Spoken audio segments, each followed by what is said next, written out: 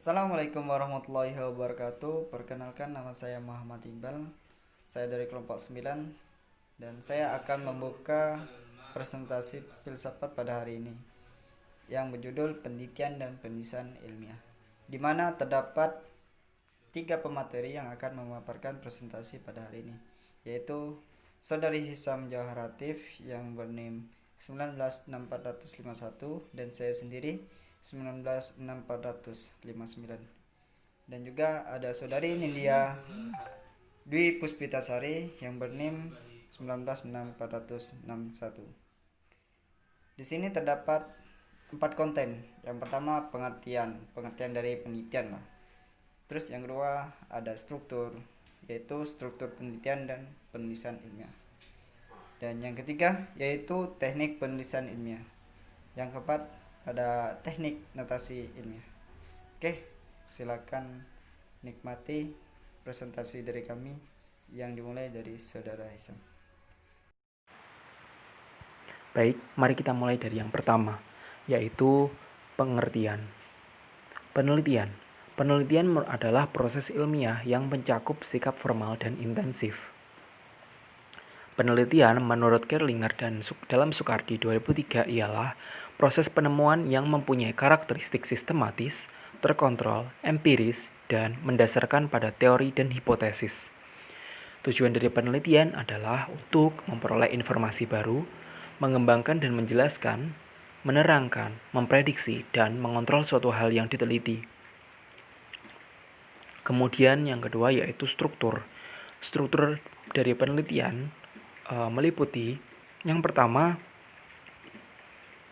pengajuan masalah.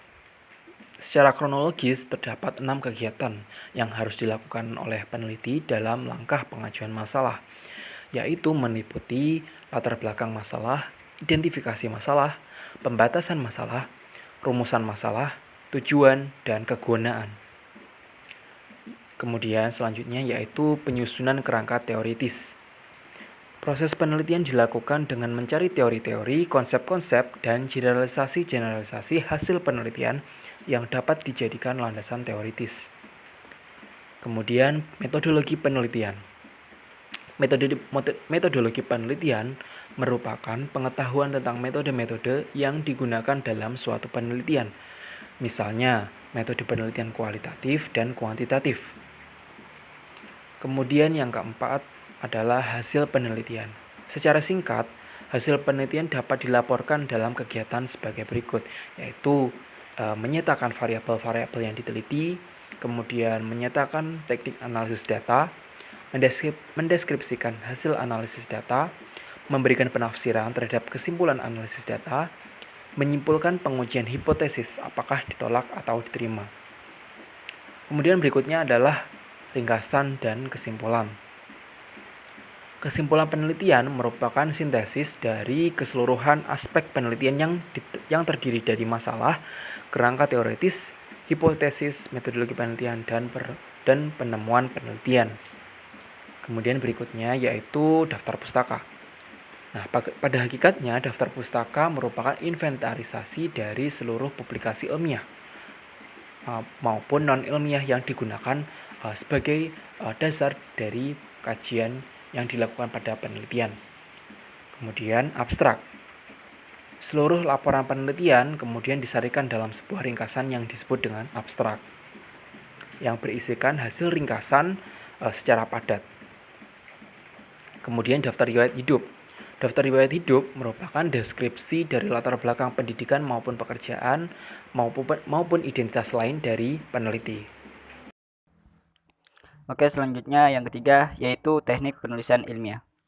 Yang pertama, teknik penulisan ilmiah mempunyai 2 aspek, yaitu gaya penulisan dalam bentuk pernyataan ilmiah serta notasi dalam menyebutkan sumber dari pengetahuan ilmiah yang dipergunakan dalam penulisan. Yang kedua, bahasa yang dipergunakan harus jelas di mana pesan mengenai objek yang ingin dikomunikasikan mengandung informasi yang disampaikan sedemikian rupa, sehingga si penerima betul-betul menerima akan isi pesan yang disampaikan kepadanya. Yang ketiga, komunikasi ilmiah harus bersifat reproduksi.